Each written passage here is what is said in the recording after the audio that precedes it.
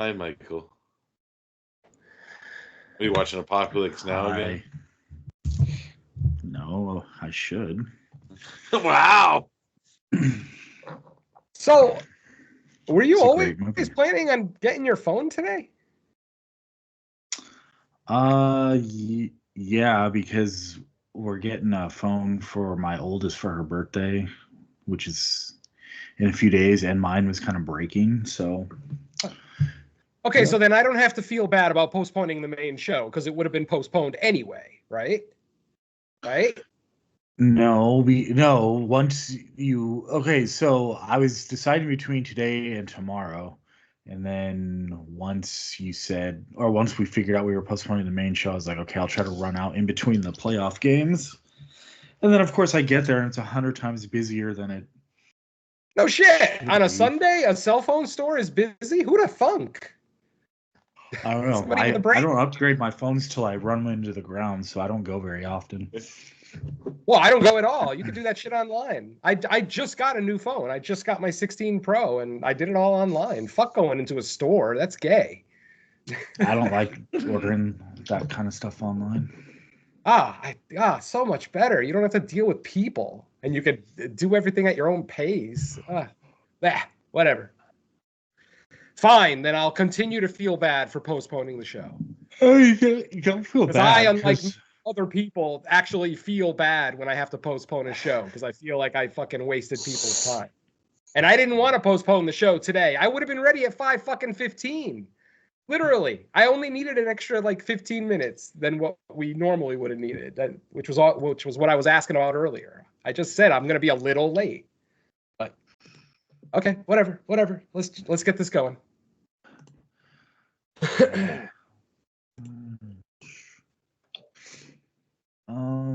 I love you guys. That's all that matters. I don't love anybody. Fuck all of you. Humanity sucks. Fuck hope. Cool. Humanity sucks. Yes. Fuck hope. Love it. Oh, it's about to start sucking more. All right, here we go. Hello, everybody. Welcome to the latest episode of Fresh Cuts, your first official episode of 2025. This is Mike. Joining me as always, it's Mr. Venom. What's up, Venom? Greetings and salutations, pseudo-lycanthropes. Yeah, I'm doing pretty well. What the hell are you doing? I was wondering how you were going to describe it, just based on the movie we got, but more on that soon. Also with us, it's Don and Nelly. What's up, Don? Yeah, what's going on? Always happy to be here. All right, and what would be a new year without a member on an episode? Not a new regular host, but a guest. And welcome back from the main show. It's Derek. What's up, Derek? I don't know. I'm kind of scratchy. My hair's falling off. All right. Well, maybe because the moon is out. I don't know if it's a full moon tonight, but I don't even know if that mattered for the movie we're about to talk about. And that would be Wolfman, the first, I guess, big wide release of 2025 theatrically. And starring Julia Garner, Christopher Abbott, directed by Lee Winnell, written by Lee Winnell, a bunch of familiar names, at least for modern horror and other things. But the synopsis is as follows. A family at a remote farmhouse is attacked by an unseen animal, but as the night stretches on, the father begins to transform into something unrecognizable to everybody probably. But yeah, so that's the synopsis for Wolfman. Let's get our general thoughts. Venom, what did you think of Wolfman? All right, well, after seeing some preliminary reviews, seeing how some other podcasters in the community have thought about this one, I think I'm going to make a rather shocking statement right now and say I fucking love this movie. I absolutely loved Wolfman. I thought this was a great, different take on the wolf story that we've seen throughout the years. Now, I fully understand that this movie's not for everyone. If you're looking for an action-packed werewolf movie, this is not it. If you're looking for a movie with lots of transformations and subtext about self-identity, this is not it. They do something so much different with this movie, where this movie takes place all in one night. The majority of this movie takes place in one night. So the movie isn't necessarily about the man or woman who was attacked by the wolf and their identity issues and, you know, am I a man, am I a monster, things like that. No, this movie basically is about the transformation. And another thing I like about this is that they changed the subtext. Like I said, rather than the subtext being about self-identity, it's more about not becoming something you don't want to become. The movie first addresses that with our main character, Blake, not wanting to be like his father.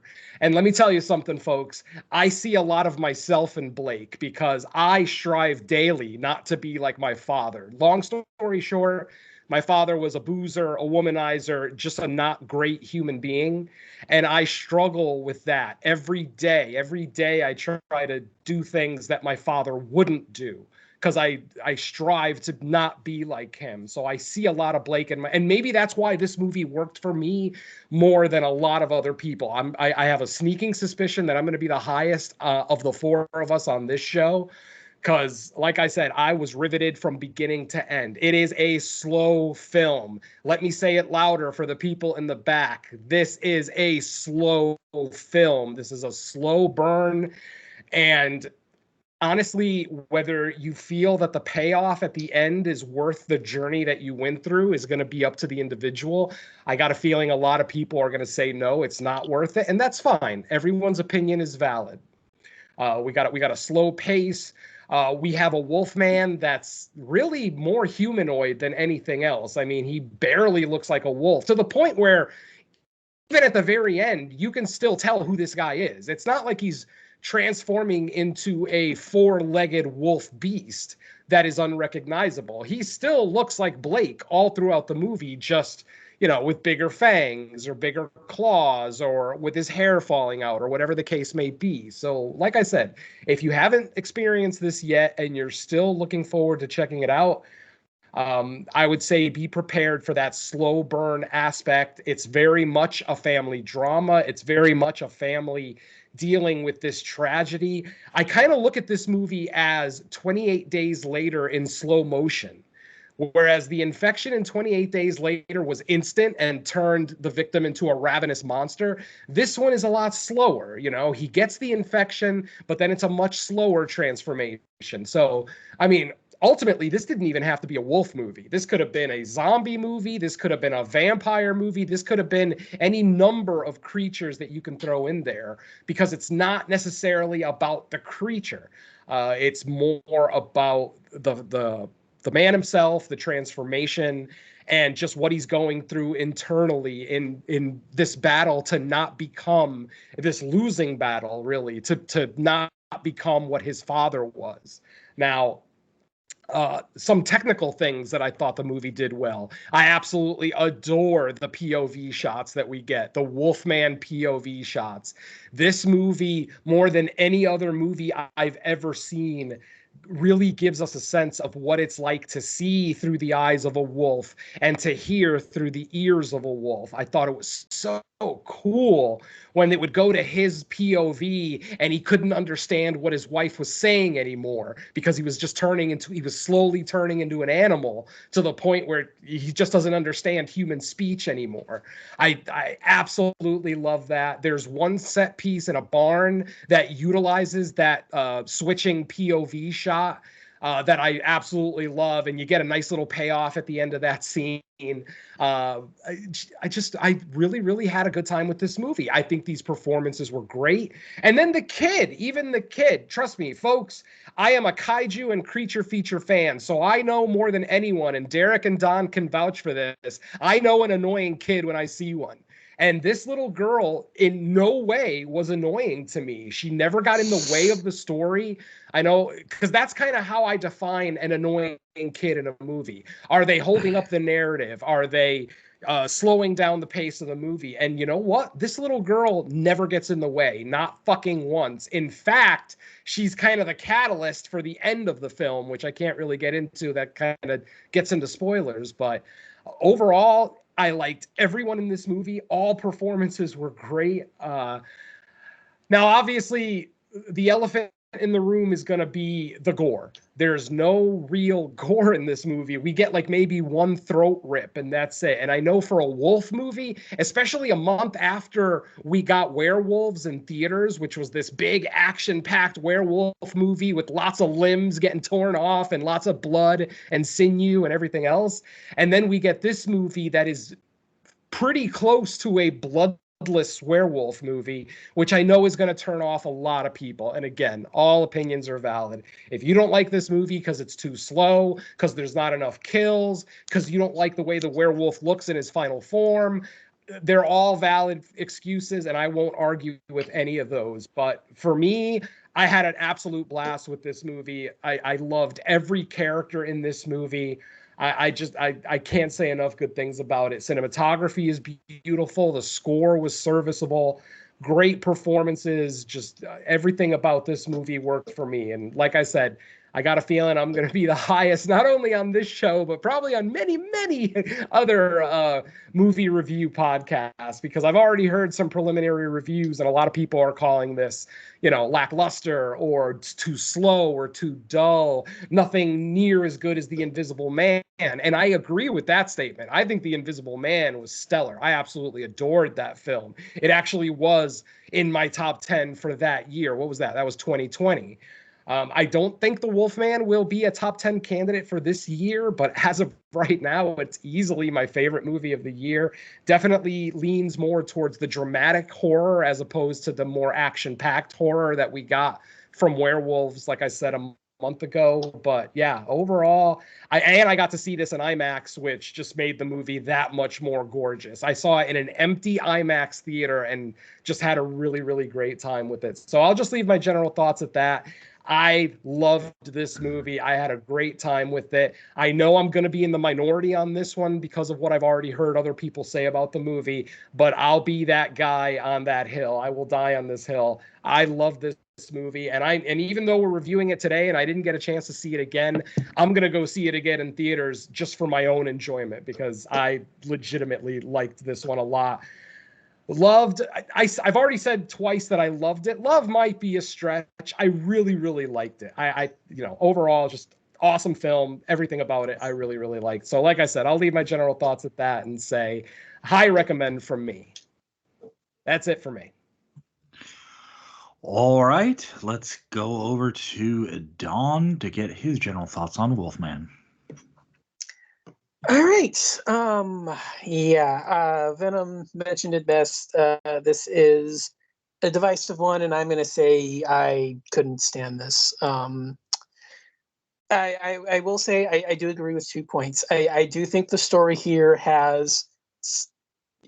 there's a lot to like about it if you're interested in this kind of thing. I do enjoy the journey, the central setup of what's going on, the race to save himself from being in this, to turn into this creature, the family drama, all of that comes together. I think that's a lot of fun, and I can see why a lot of people would get invested in these characters. That they're not annoying, they're pretty smart, they're well written, there's no real egregious mistakes involved in how everything plays out. I really enjoy that aspect of it. That actually is one of the few things I do like about it. I do like the idea that even if I don't necessarily agree with what they changed, I do enjoy the idea of attempting something new with a werewolf. It's not completely original. We saw this just last year, even with The Beast Within. It was a pretty much crappier take on this one, where it's, the werewolf is a metaphor for an abusive husband. And it's kind of similar to this, but then saying more is going to, reveal too much as a spoiler. So I'm not really going to go much further than that. But I do like the idea of attempting something new. I still prefer my old standbys. I still prefer my werewolves to just be vicious, bloodthirsty killers that rip somebody's throat out, turn to the screaming victim next to them, and rip their throats out as well. Like, that's pretty much what I prefer in my werewolf movies. And that kind of highlights the two big issues that I had with it. and Venom pretty much mentioned both of them. The first is the glacial pacing. I really, really, really struggle to stay invested in this one at times. To just absolutely, I can't really say that much as a spoiler, but I will say this. I think that you could have given them a faster mode of directing and trimmed this down. It was nearly an hour and 50 minutes, right? Because it didn't hit 2 hours. It was like an hour 40, hour 45. 43. I guess. Yeah, that's what I'm saying. Because it didn't feel like a 2 hour movie, but I mean, you could have given them the direction to act faster, and this would have been a little bit more investing. And the second issue, family drama bullshit. I've railed against this in the last few years. Family trauma is just not my thing anymore. I burned out on your past backstories. I'm burnt out on your past, I don't really care. I'm not invested anymore. It's played itself out. I'm just not interested anymore. So yeah, fact that this kind of played into a factor that I'm not interested in, played off as a drama for 90% of the running time, as interesting as I find the concept to be, that's just not for me. I do understand why some would like it a little bit more, but the fact that it just played into tropes and aspects that I'm not interested in just didn't really give me a lot to cling on to. So yeah, there's a few things to like about the central setup of the story, the central idea of what's going on. But yeah, overall, just not something for me and just not something I'm interested in.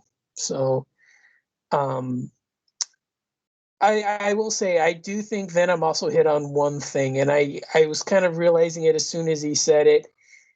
Yeah, the werewolf in this thing is actually really unimportant. I mean, I don't really want to say too much about it, but yeah, if you take if you change up the creature slightly and you give this the exact same origin story and the exact same spread, this being a werewolf movie is really not that important. I mean, I don't want to say too much because it's going to be a big spoiler, but yeah, that I was realizing it as soon as he said it, and I was thinking about that, and it's kind of why I saved it to last. But yeah, it being a werewolf's not really that important. So I mean, even just thinking about it now, yeah, that's another factor against it. So yeah, couple really, really, really big issues. A few unimportant factors that don't mean much to me.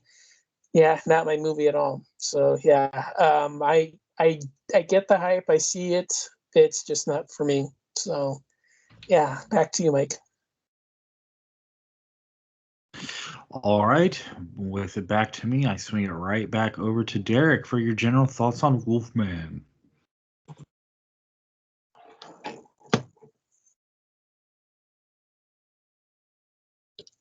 Derek, you're muted. Or the other Derek.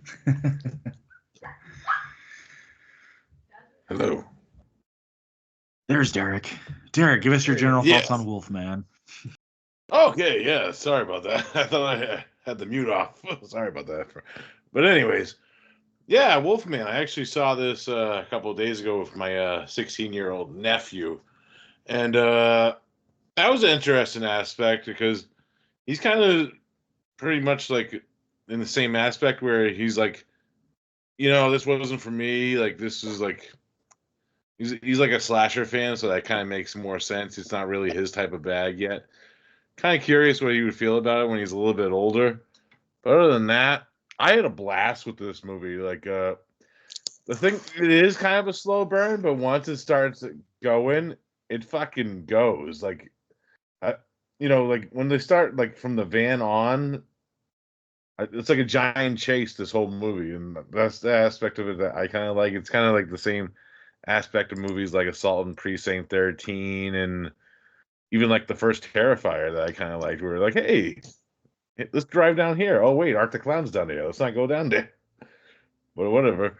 Anyways, but I like the aspect that they kind of mix a few different genres to try to make like a werewolf movie where it's kind of more organic, where maybe this could happen in real life, where like movies like Where, for example, it kind of reminded me of like some aspects of that in a way, kind of like the body horror-ish aspect of it. But yeah, I dug it. I like Venom said with like the werewolf vision stuff that we'll talk about maybe a little bit more later in the spoilers. That aspect was cool. There's a few Easter eggs that I really liked, like even like the title of the van itself was kind of a cool Easter egg. And overall, I actually kind of love the look of the actual like werewolf itself in this, because if you don't notice, it actually does have some aspects of the actual original Wolfman makeup. Like this is the first time the Wolfman actually has his underbite for years, which a lot of the other werewolf movies didn't have, like the Lon Chaney werewolf underbite. And he actually has the Wolfman nose too, which was a cool aspect of it. But other than that, we'll probably get more into spoilers. But I had a fun time with it. It was actually kind of cool that we had like different opinions after the movie, me and my nephew, and we talked about it for like a half hour. He's like, "Yeah," and he's like, "Yeah, you're right." I'm like, "Yeah, it wasn't that type of movie, bud. You're not gonna expect fucking much gore in this type of film, where it kind of has plays on like that body horror shit of like The Fly, which kind of has that aspect where you're seeing like this loved one going through like this fucking terrible disease, which all goes into the aspect of like it's passed down by family, which you see in like even like the original Wolfman movie, or even like the fucking 2010 remake with fucking Benicio del Toro. But if you want to talk about a fucking movie that feels fucking 3 hours long, that's one of them. This one actually flew by for me for some weird reason. Yeah, 'cause even like when we watched it, and we were like, "That's it," and I'm like, "It's over already?" Like, okay. And I will say this is one of the better Blumhouse movies in a while, which that actually gives it big props, because Blumhouse has been a bunch of bullshit lately. Blumhouse's first 2025 movie is miles above their first 2024 movie, which was Night Swim, of course. Ugh, meh. Maybe it'll be a good year for Blumhouse. Yeah, It's don't even not try as to- far the thing removed on with my end. It's not as far this is removed on my end. way far removed from Night Swim. Jesus. I don't But know. no, I know. Yeah, But it's way better than Night Swim. I know. I seen it too. It's fucking bad. Yeah, that's kind I of how know, I'm Blumhouse saying is, though. Blumhouse lulls you into like a lot of mediocrity, and then every once in a while it's like, oh, this is Blumhouse. And then they trolled us with that imaginary movie too. Like, oh, fuck that movie. I actually liked Imaginary. That one wasn't bad. It was the first movie written by AI, I feel like. Yeah, I can see that. I didn't think it was bad. I mean, yeah, it wasn't great, but I didn't mind it. It's okay, Don. We love you. Derek, were you I didn't want to get into my general thoughts unless you were done. Were you wrapped Yeah, up on them? yeah, pretty much. Like a lot of more of my stuff's probably gonna be spoiler shit anyway. So yeah. Okay, cool. So as far as I go, I was very surprised like this as much as I did. I went into it with kind of tempered expectations just because Blumhouse, and I knew I remember liking The Invisible Man a lot. I thought they did a good job, and I was like, can they replicate that with like another Universal? And yeah, I think to Derek's point with the pacing, why it kind of flew by for him, maybe because it all takes place in a single night, that helped the pacing. Because I didn't necessarily think it went by super quick, but it never dragged for me. I thought the opening was really good. Like I think it was a cold open before we got our actual Yeah, like when he was a movie kid. title. Yeah. I thought that was really well done. That might have been one of like my favorite sequences in the movie was that setup. There was an event that took place when they were getting out to the woods that I thought was really well done. And I guess the main criticism you could levy at this for me, because I actually don't have many, is it's kind of one of those cases where there's enough uniqueness to this creature and the lore that like you almost didn't even need to make it a Wolfman movie. You could have almost just made it its own thing. But I do agree with Derek that there are some aspects in like the design, while it kind of lacks being like a full-on wolf-looking creature, there are some aspects of the design that do actually take you back to like some of the earlier designs of how they used to do it, Wolfman. Yeah. I do like that it's like an actual Wolfman as opposed to like a wolf. That's cool. And I think the cast is strong in this one. Julia Garner, I really like. Christopher Abbott, he's been like kind of a mainstay recently in movies. I've liked him, like most of what he's been in, and yeah, I think I know Don wasn't a fan of like the kind of trauma allegory, but I actually thought it kind of fit because really most of the Universal monsters, like the OG versions, had to do with some type of curse. Now they rework like what the curse is, where they kind of do the allegory into like the monster, but like in this, it's like a different type of curse, and almost like an hereditary type of curse, not referencing the movie Hereditary, but just the term hereditary, as in things getting passed down. And then or even like the movie Relic that Don loves. Yeah. I thought we got a couple like confrontation scenes good. What else can I add? Because I think Venom, since Venom liked it so much, he had a lot to say in general thoughts. I kind of sucked the movie's matched dick at the beginning. I'm like, okay, I can go next. Yeah, but like for the most part, I just enjoyed it. I thought it was fun, and like I don't even know if I would call it slow. Like I don't know. To me, it didn't have the feel of a slow movie. But like I said, maybe if you're expecting like if you're like more like looking for like a body count, I can see why people would think it would be slower. Where like even my nephew, like he was like, "Oh, I hope this has a big body count." I'm like, "Don't think that. Don't get your expectations high like that, bud." Yeah, compare this to something like compare this to something you, like Dog Soldiers, and you'll see the difference. Mm-hmm. I mean, yeah, because to me, the original Wolfman movie, because the only guy that really dies is me in the movie, is not a ton of action either. I mean, but anyways, yeah, but I liked what we got in between, like all the attack scenes and fights and chases for survival and all that stuff. I another complaint. No one on here complained about it, but I read some people complaining that they felt like it was too dark, and I'm like, what are you talking about? No, it wasn't. Like, obviously, when it was night, it looked like nighttime, but it didn't. I didn't have trouble like making anything out that was going on. Like, sure, there were some scenes where you would hear howling or some type of like wolf noise in the background, but I think that's the point. You're supposed to hear it and not see it in those instances, because it's supposed to be kind of like the creeping up thing where I just thought that was how it was supposed to be, but I didn't think anything was too dark. Earlier about that. You saw it. I'm like, really? Yeah. Oh man. But yeah, overall I liked it a lot. I'm kind of surprised at it, or surprised by the fact that I ended up enjoying it as much. And for me, it's a strong start to 2025. And like Venom said, we can't even be talking about lists at this point, but it's my number one movie of the year so far, I guess, and it's my last movie of the year simultaneously, because it's the one 2025 release I've seen. So next week when Presidents comes out.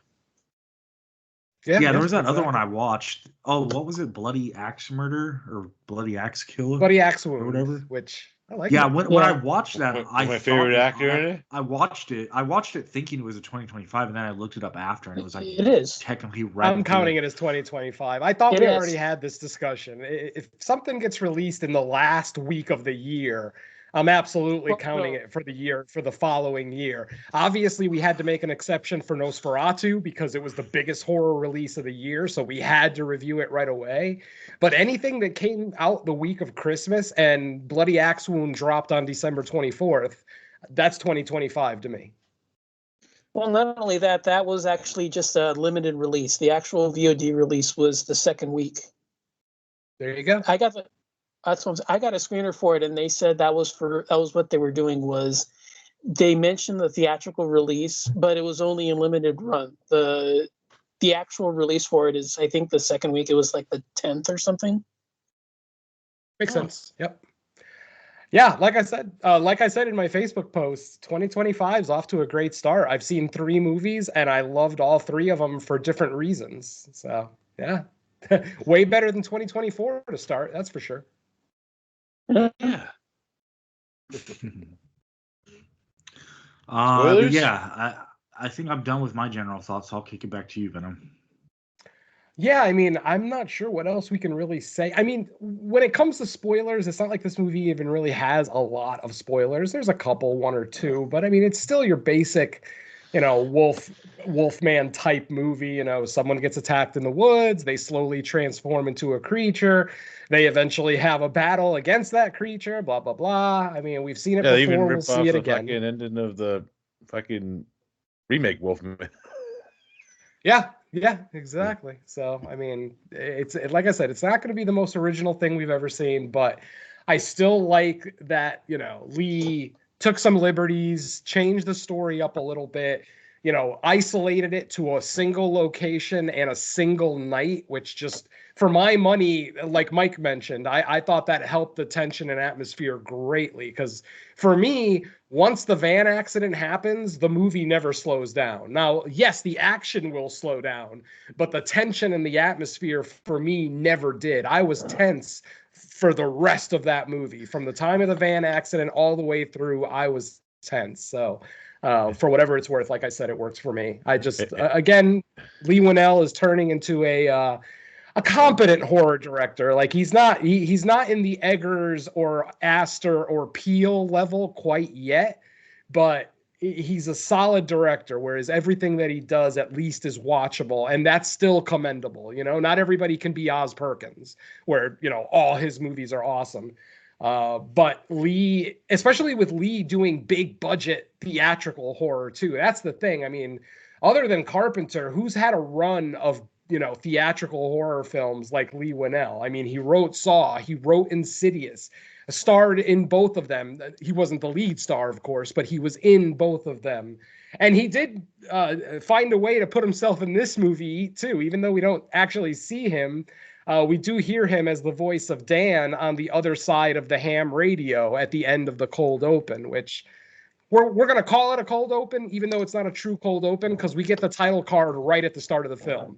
Yeah. And then we get that scene 30 years earlier. But I'm still okay calling it a cold open because there is a big... You know what I call the time jump during the movie? That? I'm like, when it was like, before they came on the screen, it was like 30 years later. I'm like, oh shit, I called it.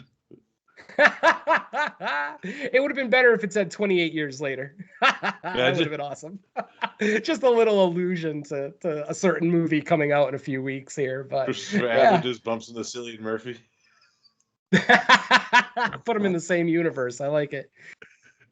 All right, folks. Well, if no one else has anything to add that is spoiler free, I guess we'll get into our spoiler-filled walkthrough. Like I said, it's not going to be the most intense walkthrough ever. I'm not going to go through every single set piece in here because, as we've all kind of alluded to, it is a slightly tries on slow... lipstick. Yeah, so let's go ahead and get into it. Our movie opens up with a scene of young Blake living with his father, Grady Lavelle. They are living out in the woods. It looks like they're survivalists of some kind, I guess. Dad is either ex-military or he's a mountain man of some kind, man who lives off the land. They basically go out hunting one day.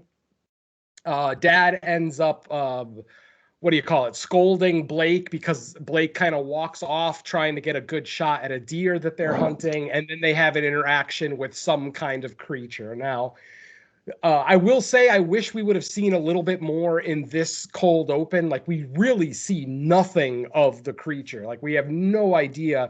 Obviously most normal people would probably just say bear. It's a bear. It's a big furry creature that's attacking people in the woods. So I think most people would go with bear. But then at the end of the cold open, we realize that dad knows a little bit more about what's going on than he's letting his son on to. We see him on a ham radio or CB radio, whatever you want to call it, and he's talking to Dan, director Lee Winnell, and he's basically talking about, I saw it today. I saw it.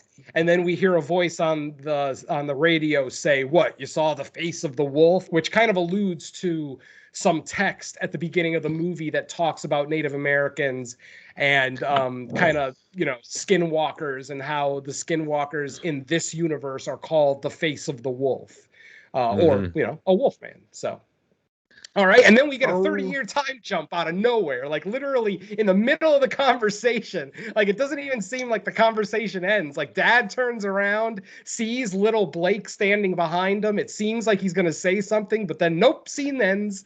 And then we get a 30-year time jump. And after the time jump, we see that Blake is now obviously an adult. He is a parent. He's walking along the streets of a city with his daughter. His daughter ends up kind of getting away from him, just like he got away from his dad in the cold open. And then he ends up yelling at his daughter. But then as soon as he yells at her, he kind of realizes, oh shit, that's not who I am. I don't want to be that guy. So already we're getting allusions to Blake not wanting to be like his father. He's basically fighting the urge to want to be the disciplinarian that his father was. So that kind of starts to lay the groundwork for the theme of this film of just not becoming what you don't want to become, basically. All right, so later on we meet Charlotte, which is Blake's wife and Ginger's mother. Ginger, of course, is the daughter. I forgot to mention her name was Ginger, played by Matilda Firth. Pretty good job by Matilda. I'm not going to say it's like a stellar child performance, but I thought it was solid. Like she did a great job, so I'll go with that. Seen worse. Oh yeah, much. Hell, I've seen worse in 2025. Shit. So anyway, basically, Blake ends up getting a package one day in the mail. It's from a lawyer's office. He opens it, and it says that his father has been declared dead, that he has now been missing long enough that he has been declared dead. All of his possessions are now basically they all belong to Blake. But of course, Blake is now living in the big city. It's been years. At this point, I would imagine it's been over 20 years since he left his hometown and hasn't spoken to his father since. He kind of has this, almost like a struggle to decide whether he actually wants to go to the cabin in the woods on the farm to, take care of his father's final possessions and, get the farm ready for sale, blah, blah, blah, blah, blah. As it turns out, Blake and Charlotte are having troubles in their marriage. Charlotte basically doesn't feel like she has a very good relationship with her daughter Ginger because Blake is a stay-at-home dad. So Blake is the one who's always with Ginger. So of course, in most situations, I think most parents will tell you, the parent that's the stay-at-home parent is going to be the one that has the closer relationship with the child because they're always there with them. They're able to see them grow and blah, blah, blah. Whereas the parent who's out working, is almost like the disconnected parent, like, the one who comes home at the end of the night and is caught up on everything that happened throughout the day, blah, blah, blah. So obviously Charlotte feels like she doesn't have a good relationship with Ginger, which seems to be driving a wedge between Charlotte and Blake. And that's when Blake suggests, well, why don't we all go to my father's farm? We'll spend some time out there, get out of the big city, slow down, see the beautiful countryside, and then close up the house and we'll come back. Charlotte begrudgingly accepts, and this is where the movie kind of kicks into the gear. So, Pierce truck rental. Yep. This is where we see Blake driving a truck from the Pierce Truck Rental Company. And for those, and there are a lot of allusions, as we've already kind of talked about, to the original Wolfman from 1941. For those who don't recognize this one, this is a reference to Jack Pierce. Jack Pierce, of course, the famous monster makeup artist that worked for Universal in the early days. Of course, Jack is responsible for the original makeup on Lon Chaney back in 1941 for the original Wolfman film. So great to see Pierce. It doesn't say Jack Pierce. It just says Pierce Trunk Rental. But if you're a savvy fan, if you know, you know. Exactly. If you know, you know. So they're driving. They end up getting lost on the way to the farm. They check the GPS. Both Charlotte and Blake check their phones, of course, as is standard horror trope number 327. They have no signal, so their cell phones are basically useless. But Blake says he thinks he's on the right road. They end up driving by one of those deer hunting perches. They almost look like tree houses. The little girl even called it a tree house in this movie. They notice, the little girl, Ginger, notices that there's someone standing up in the perch staring down at them. It's Derek. Charlotte at first is freaked out because she's never been here before. So obviously she's distrustful of everybody. But then Blake is like, no, he's just hunting. He has a gun with him because Charlotte's worried that he's got a gun. And he's like, honey, everybody out here has a gun. We live in the woods. You have to kill your food out here. There's no supermarkets. So, and then this guy walks up to the truck and introduces himself as Derek. Yes, yeah. Derek makes an appearance in this movie. As it turns out, this guy actually knows Blake and recognizes him right away, actually calls him out by name, actually says, wow, Blake, long time since you've been home. Blake doesn't recognize him at all, but then when Derek introduces himself and says, I'm the son of blah, blah, blah, then Blake remembers, oh, yeah, I do remember you. How have you been? Blah, blah, blah, blah, blah. He lets him know that he's looking for his father's farm. Derek lets him know, well, you're on the wrong road. You're actually on the road to my farm. But I'll take you, I'll jump in the truck and I'll take you to where we're going, which, of course, makes Charlotte nervous because Charlotte seems like everything scares her in the entire world. So eventually they're driving along. They're exchanging stories about, growing up and blah, blah, blah. Eventually the sun goes down. It's now nighttime. And as expected, as Blake is driving down the road, something appears in the road, something humanoid. It's standing up Harry on and the Hendersons. Yeah, I actually it was like Harry, but with more clothes on. Like he still had like a shred of clothes still on him, which was interesting.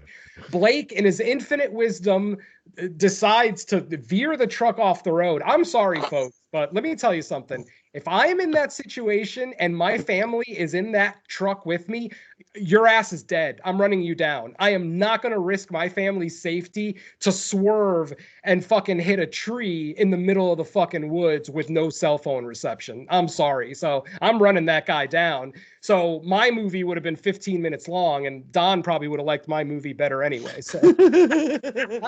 Well, yours wouldn't have been a horror film, so. Exactly, yeah. So anyway, of course, Blake runs the truck off the road. They end up going down an embankment. They end up getting wedged between a couple of trees above a cliff. So literally, like, there's a couple of trees holding the van up above this cliff. If it weren't for the trees, the van would have gone right down the cliff, and all four of them in the truck would have been instantly dead. Now, that gave me some Jurassic Park vibes when they go over the edge and they're stuck in the tree. Absolutely. Dr. Alan Grant. Yeah, saving the day. Hell yeah. But in this case, once the truck comes to a stop, Derek tries to open the door without actually thinking that, oh shit, gravity is a thing. Because as soon as he opens the door, he falls out of the van. Basically, the van, it's on its side, it's on the passenger side, but it's elevated above a cliff. So yeah. So as soon as Derek opens the door, he's not wearing a seatbelt, and bloop, he falls like maybe like 20, 25 feet down to the ground. Yeah. When he did that, I was thinking, my first thought was like, why are you doing that? But I assume he's still in disarray from the wreck, because if he understood the situation, he probably wouldn't have done it. Yeah, exactly. I mean, yeah, everybody's going to be, dizzy. Hell, one or more of them might have had a concussion. So, yeah, definitely, I'm not calling Derek an idiot so much as maybe he should have just taken a couple of extra seconds to think before he acted. Yeah. So we see him fall. And then at the exact moment that Derek falls out of the truck, we hear something walking on the truck. So Blake, Charlotte, and Ginger are still strapped in the truck with their seatbelts on, and they hear something walking on top of the truck. Eventually, something comes and smashes the window on the passenger side, the side that Derek fell out of. As soon as this thing smashes the window, Blake and the family start to make an effort to get out of the truck, to get out the driver's side so that they can climb up on the side that's flat, the side that's horizontal, if you will, or vertical, excuse me. So as they're doing that, we see Derek get attacked, or should I say we hear Derek get attacked by something. We hear those classic slashing sounds and blood dripping sounds and everything else. When the camera pans back to Derek, we see that Derek's innards have been ripped out. His chest is torn open. And then we see something drag him off camera, like off screen. We don't see what, we just see that he's dragged off a screen. While that's happening, the family then climbs out of the truck. Blake starts to realize that, oh shit, I think I know where we are. I think we're very close to my house. And as it turns out, they are. They're close to the house. Once they see the farmhouse, they make a dash for it. And then that's when we get one of the first really cool shots of the movie where we actually see the creature in the background, but not in focus. It's like out of focus, but you can still tell that there is a four-legged creature chasing them up to the front of the house, which, again, I thought it was a pretty cool shot. They eventually get into the house. Whatever the creature is outside, it's trying to get in the front door. It's trying to smash its way through. Eventually, it gives up and decides to just, wait for, a better opportunity. At this point, the family tries to, block all the doors. All the windows, as it turns out, all the windows in this house already have metal bars over them. So obviously, Dad knew what the hell he was doing. He fortified that house nicely.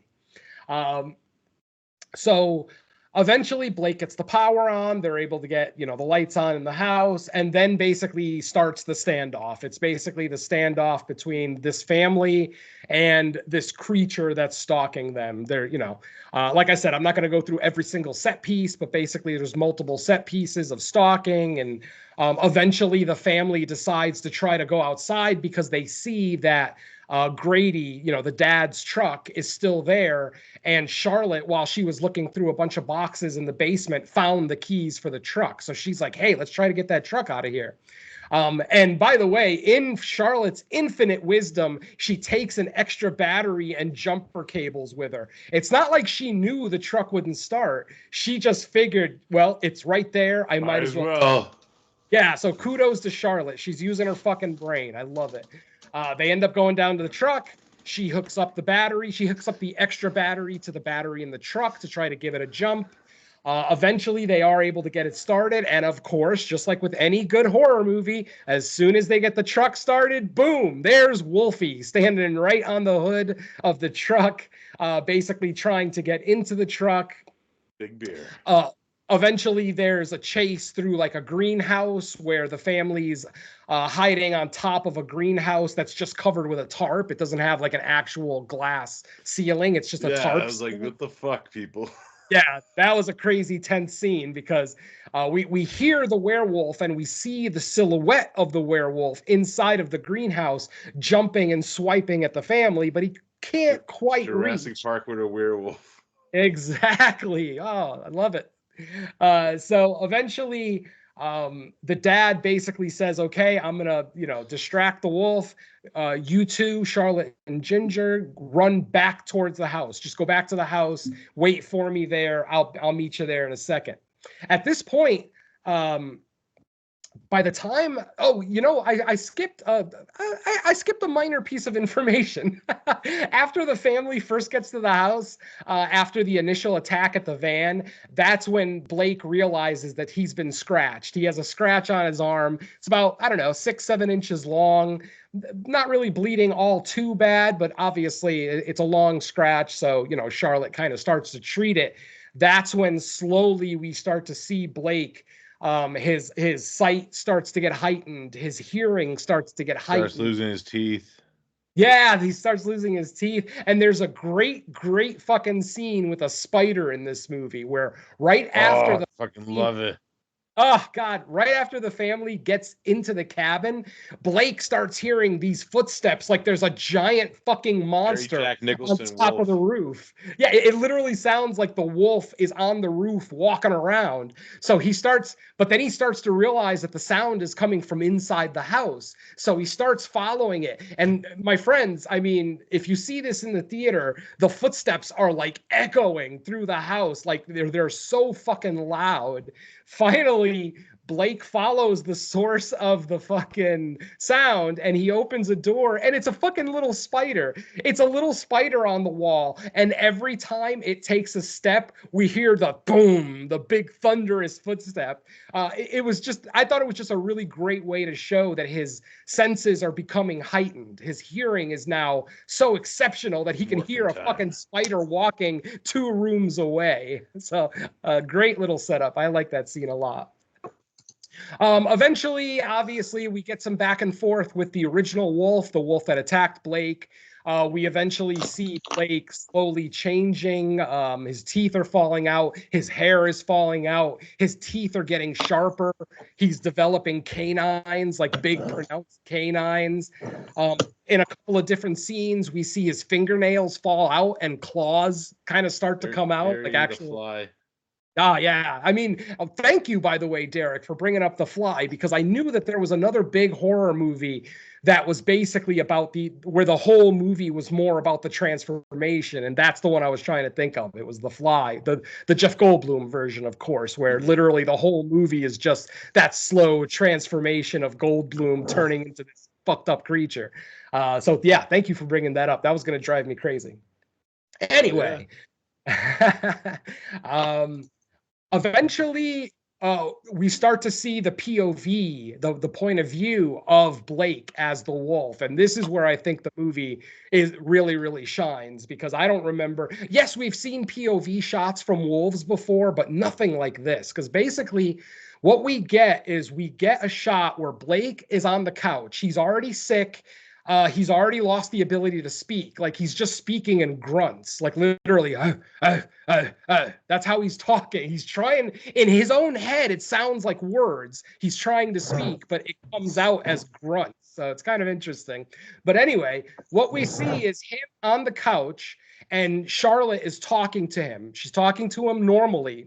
But then as the camera pans around, it goes from behind Charlotte to then slowly panning around to behind Blake. As the camera pans around, we see the lighting change so that any light in the room is a bright light, because that's how creatures that can see in the dark, that's how they can see. It's not that they can actually see in the dark. It's that whatever the tiniest bit of light source that's available, their eyes can amplify that. And that's what we see. So we see that Blake can see perfectly in pitch darkness.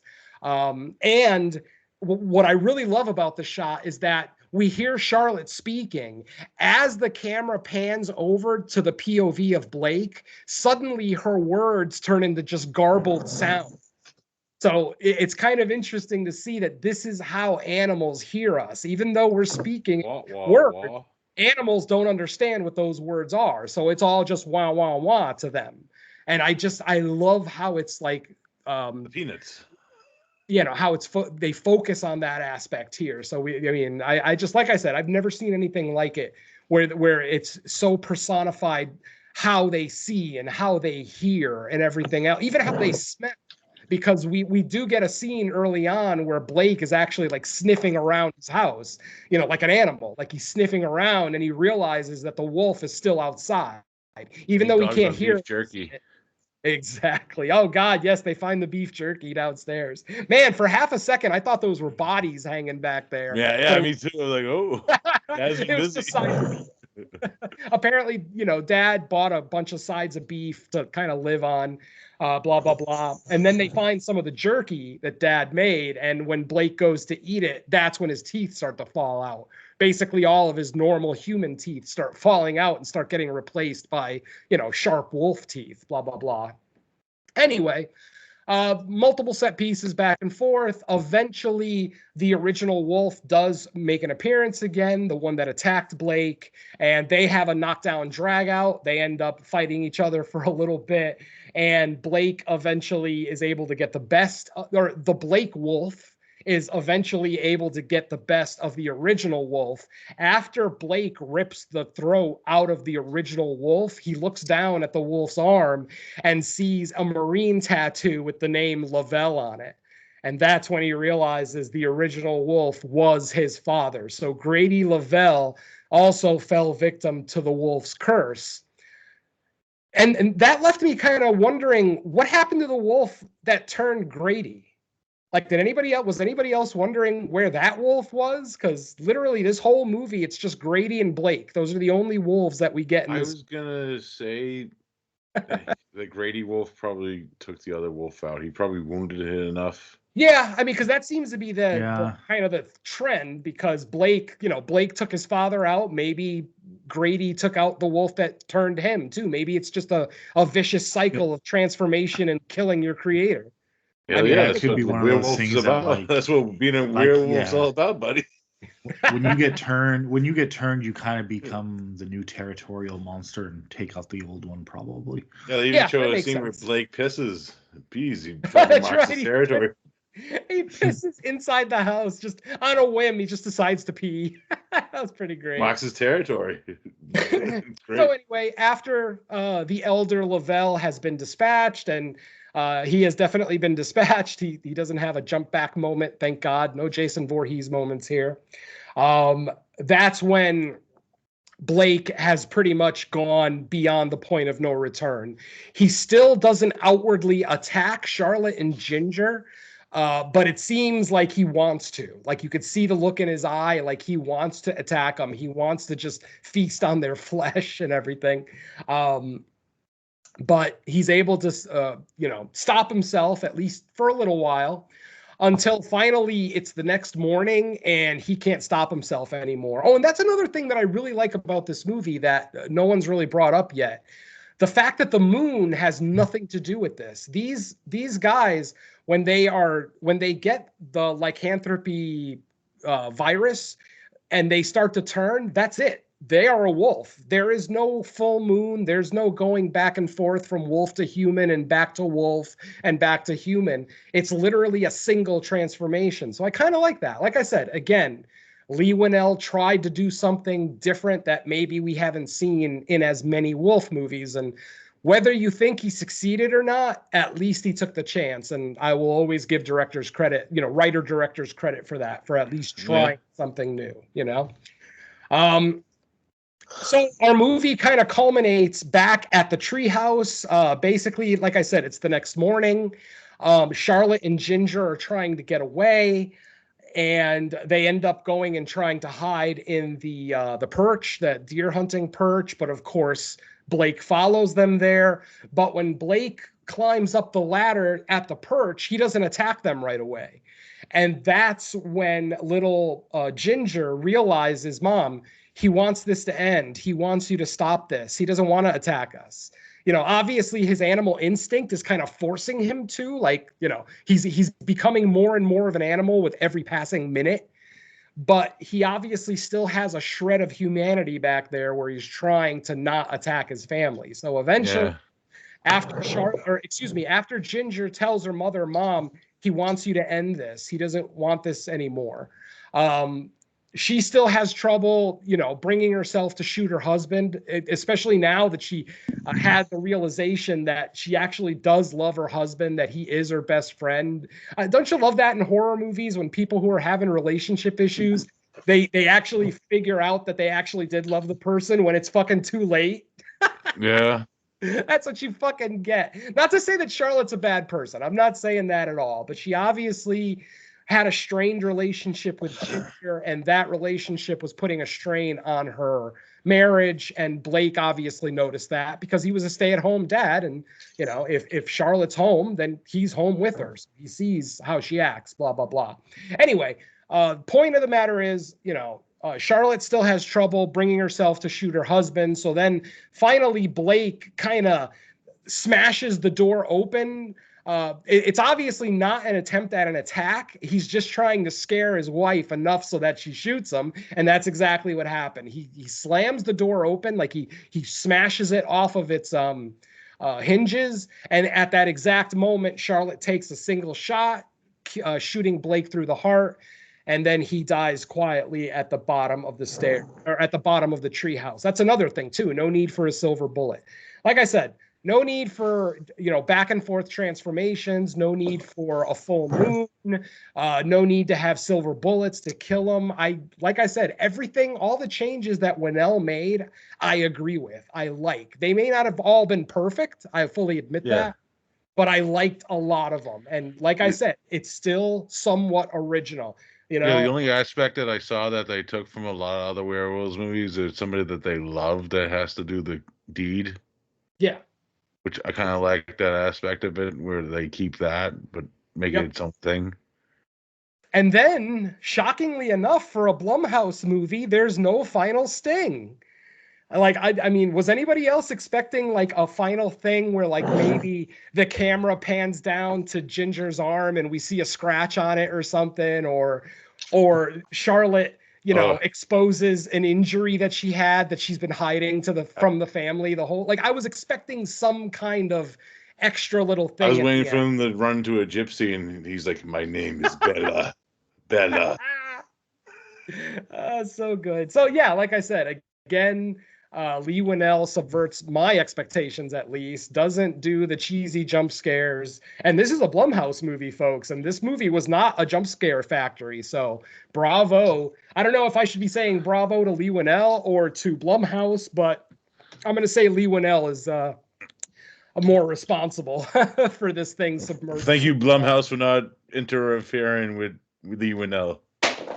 Exactly. Let Lee Winnell, because Lee Winnell is proven now. He's got a proven track record. Let him do what he wants to do. If the next movie he wants to do is Creature from the Black Lagoon, fucking let him. Oh. So far, I'm like I said earlier, Wolfman to me is not as good. It's not as much of a triumph as The Invisible Man was. I absolutely adored The Invisible Man. I still like this movie a lot. But that's still enough for me to say, let Lee Winnell keep making these movies. I mean, eventually he's going to get to Dracula. Eventually he's going to get to Creature, Mummy, whatever the case may be. And I'm down for all of it. I mean, he's 2 for 2 so far on Universal remakes. So let's see if he can get another one. I don't know if that's the plan, if Blumhouse is planning on letting Winnell do all of the Universal monsters or not. But I'm just saying I'm open for it. And that's all I got. So back to Mike. Yay. Yay, the thought of another Mummy remake. As long as Tom Cruise isn't in it, I'm on board. I like the first Brendan Fraser Mummy, but man, those movies were great. No, I like that. They were campy fun. Absolutely. Yeah, since they didn't take themselves too seriously at the time, Exactly. Yes, they didn't take themselves too seriously. They were fun. Even the quote-unquote horror scenes were still mildly fun. And even with The Rock's bad CGI at the end of the second one, I still have a good time with those movies. Oh, yeah, that's the yeah. The terrible he does the eyebrow. When he does the eyebrow. I thought the first one had a lot of good supporting cast and side characters in it that made it like an enjoyable time. Absolutely. Big time. Yeah. All right. Cool. Well, that's probably going to wrap it up for the Wolfman then. And before we get out of here, let's see where we can be heard. Venom, what do you got? You got something new? I know for the majority of us, the top 10 show is our newest thing, but you might have done something since. Oh, yeah, I've done a couple things since, actually. I've been a busy boy for the beginning of 2025. Yeah. So first and foremost, the return of the Crystal Lake Gift Shop. We went ahead and recorded episode 6 last week. There's no rush on me editing that one as it's not my priority. So look for that one probably around the end of January. Like I said, that'll be episode 6 of the Crystal Lake Gift Shop, where we look at, of course, episode 6 of Friday the 13th, the series. And that one was entitled The Great Montero. And of course, our new co-host for that show, Miss Lacey Lou, joined us for that one for the return. And, you know, let's hope we can get on a more convenient recording schedule so that we're not just doing 4 episodes a year. But yeah, exactly. And then we also have episode 34 of Creature Comforts. No More Room in Hell presents Creature Comforts, where Don, Derek, and myself looked at our first cel-shaded animated film. For regular listeners of that show, you know, we did Mad God a couple of years ago, which was our first truly animated feature. But for our first cel-shaded animated feature, we decided to go into the DC universe. And what movie did we pick? Well, it's a creature feature podcast. So, of course, we went with Batman, The Doom That Came to Gotham. And for those who don't know what that feature is, it is basically Batman and all of the Batman villains and his cohorts in the 1920s during basically H.P. Lovecraft's time and this movie is an adaptation of At the Mountains of Madness, which is my favorite H.P. Lovecraft story. Some of you might remember that back in 2017, we got a movie called The Void, which was also a loose interpretation of At the Mountains of Madness. By the way, my number 1 movie of 2017. I fucking adore that movie, but that's a story for another show. And so look out for that one before Crystal Lake Gift Shop, since that one is a little bit higher priority for me. I should have that one edited sometime this week, and I'll have the episode out by like this coming weekend sometime. So like I said, that's episode 34, where we looked at The Doom That Came to Gotham. And that's about all I have. Mike already kind of mentioned our top 10 show with Don and Mike and myself. That's the latest episode of Fresh Cuts, the last episode before this one, where we finally did our top 10 for 2024, plus all of our honorable mentions. And we talked about the state of horror in 2024 as well. So good episode for that. So check that one out if you're interested in end of year lists. And I think that's about all I have. I think my appearance on Cut to the Chase, my Christmas appearance, was released right before the new year.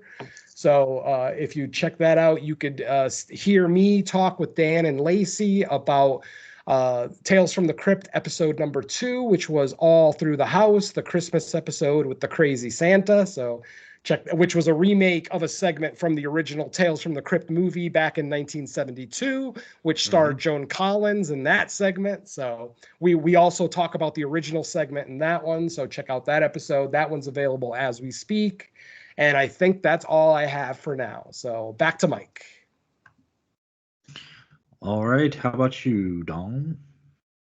Yeah, as mentioned, we did the latest Creature Comforts, which was a much better time than I anticipated, just because I'm not much of a fan of animated movies like that. So yeah, that was a more fun time than anticipated. You'll have to hear the rest of the show to get details on that. The only other thing I have, it won't be available for a while. I mean, it's not even recorded yet. We're just in the planning stages. But a friend of mine has reached out. I've worked with him several times with, well, what did he call it? I think it's called Paranormal is the New Normal. It's those roundtable discussions, the round robin ones that we do, where we take a topic. We have like a bunch of movies, and we whittle down which one is the best one for that topic. We're doing one of those. He's asked for my involvement. As soon as he has a collection of people together, he said he's supposed to supply us with what we're going to be discussing. So hopefully once I know more, that'll be available. But so far, it looks like that's going to be my next big thing. So stay tuned for that as more information is available. But yeah, I guess that's pretty much it for me. Nice. All right, Derek, you got anything going on? Creature comforts. And we're going to be Oh, talking about yeah. Al Pacino dancing in a few weeks. Yes. Well, a few days, hopefully. Yeah, a few hours, hopefully. What are you talking about? Oh, and does he dance? Does he ever? I can. All right, cool. I got nothing but what Venom already mentioned. Um, does anything release in the theater, Venom? What is this going to be, the Presents. 24th? Steven Soderbergh is doing like a the Takashi Miike Soderbergh. fucking year where he's going to release like 7 movies. Presence comes first. I thought Companion was first. I think I no. can't- Oh, Presents is this week. Presents is the 24th. I'm looking at it right now. Yeah, Is Companion the was sex supposed to be robot last week, and then it got moved. No, Oh, the that's what it was. Companions- Okay. No, Companion is Yeah, more of a. I think it's that slasher thing where the girl's trying to like find her perfect mate or something. Yeah, it's almost like I don't know. I date gone remember wrong / serial killer type movie thing. It's hard. The advertising for. I mean, unless someone's actually read up on it, the advertising makes it a little. Still, like, they keep a little mystery to it, but it looks like AMC some type. AMC calls it suspense. So for whatever that's worth, it's not under What, horror. Presence or Companion? Companion. Oh, okay. It looks like we're going to the movies almost every week in February. We've got Don's Hard excited. Eyes, The Monkey, Last Breath. Yeah, we got a bunch of shit in February. Dude, I'm so hyped that we're getting The Monkey that early in the year. Yes. I can't wait to double feature that fucking Data movie with the Hard Eyes. Yeah, and Hard Eyes is next month too. Don't forget the Hellraiser 4K re-release in theaters is February 5th. Yeah. Any hardcore Hellraiser fans, if you want to see Hellraiser in theaters in 4K, February 5th is your chance. So check it out. Nice. In one theater, and I'm not going. I grabbed the Arrow tetralogy for Christmas. I think it's the import one because I think there was like an American release and a UK release. You are the release. But anyways, yeah. So we are pretty much set on movies for a while as far as knowing what we're gonna do, unless we have to pull like a curveball for some reason. I'll come back for Woman in the Yard. Yeah, we're going to the movies for like the next 6 weeks in a row. We've got Presents, we've got Companion, then Hard Eyes, then The Monkey. Yeah, we got a busy few weeks ahead of us. Get the lotion out, guys. I love it. All right, cool. Well, with that said, this episode is donezo. So let's all say bye to our listeners. Later.